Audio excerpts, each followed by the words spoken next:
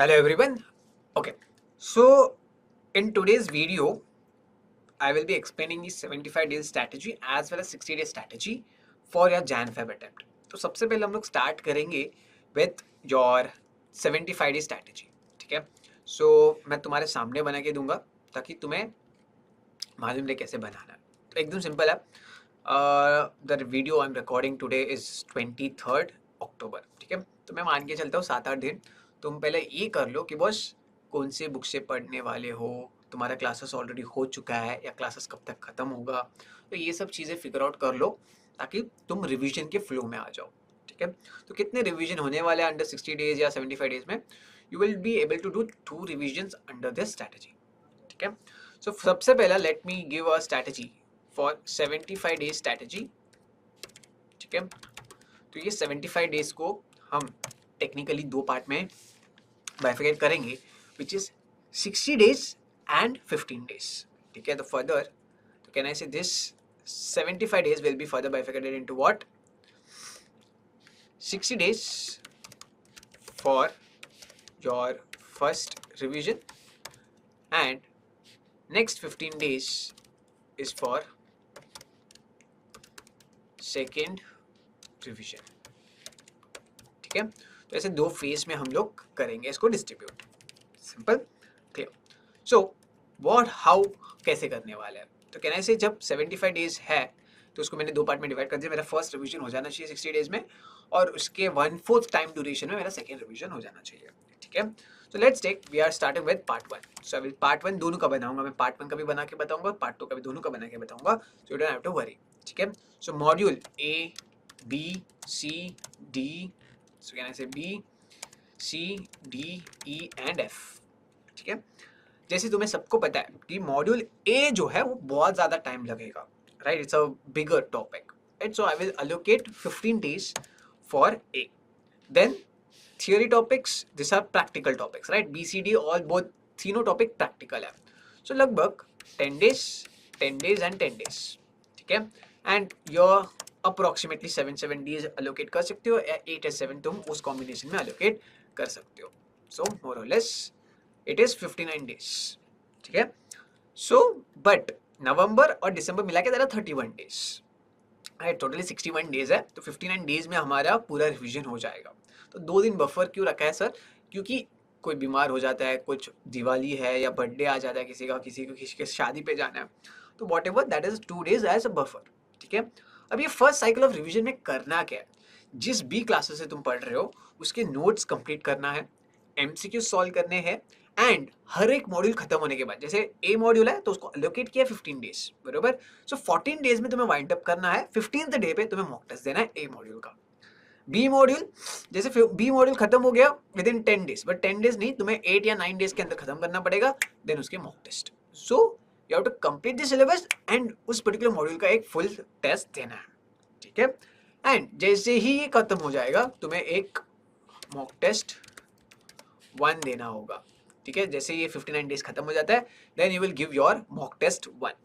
ठीक है, next comes your second cycle which is your remaining 15 days. ठीक है, अब ये रिमेनिंग 15 days में तुम्हें करना क्या है? रिमेनिंग फर्स्ट 15 days में तुम्हें तो पहले 2 मॉक टेस्ट देने हैं. कितने देने हैं? 2 मॉक टेस्ट देने हैं.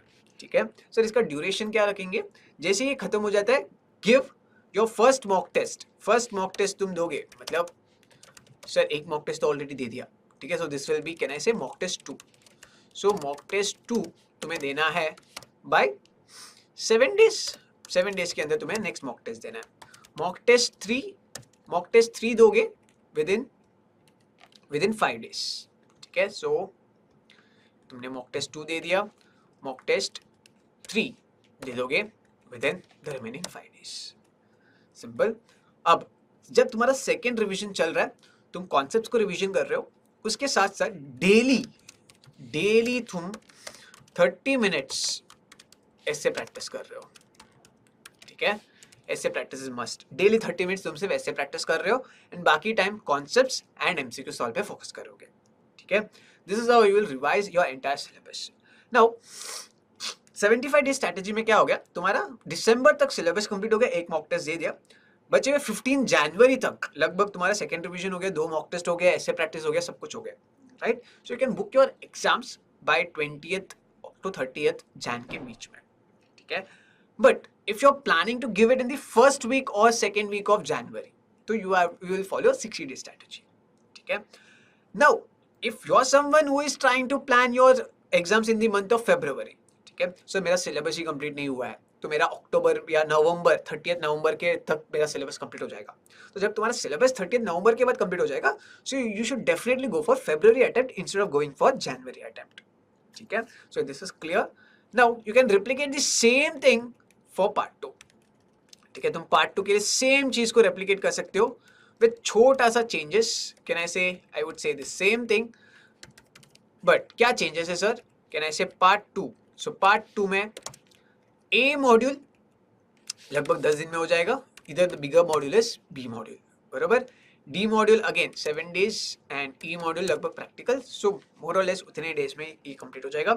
Then the 15 day strategy remains the same, तुम्हें 2 मॉक टेस्ट देना है with second module mock test after 7 days and third mock test after 5 days, so 12 days में तुम्हारा दोनों मॉक टेस्ट हो जाना चाहिए, ठीक है? तो सिमिलरली बनाएंगे हम लोग 60 days का strategy. 60 days will be further bifurcated into 40 + 20, ठीक है? सो उसको हम 40 + 20 में बाइफिकेट करेंगे, ठीक है? So I will say it's a 60 day strategy. See, the idea is like why I'm giving this particular strategy is very simple, ताकि एक टाइमलाइन तो रहे कि बस कितने टाइम में हो जाना चाहिए, तो it becomes easier, convenient, right?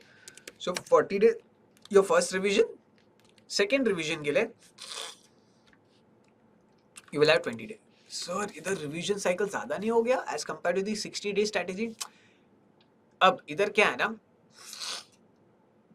40 + 20 करने का एक ही रीजन है, ताकि तुम्हारे पास जो भी चीज पड़ा है उसमें अगर कुछ भी छूट जाता है 40 डेज में, शायद हो सकता है कोई चीज छूट जाए, तो उसको कवर करने के लिए अच्छा हो जाएगा, टाइम मिले।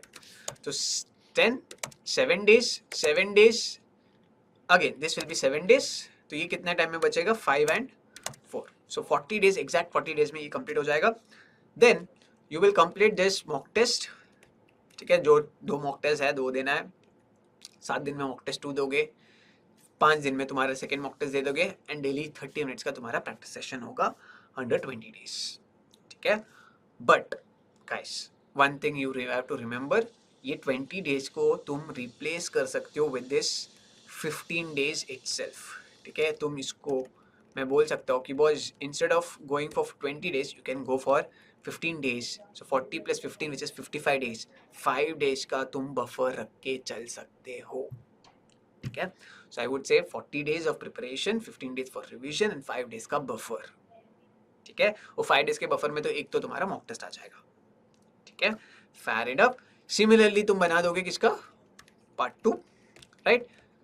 So strategy will remain the same. It is all about execution. See, it is all about execution. तुम जितना ज्यादा execution पे फोकस करोगे उतना तुम्हारे लिए बेनिफिशियल है। More or less it is like, see, number of days not gonna change as such, ठीक है?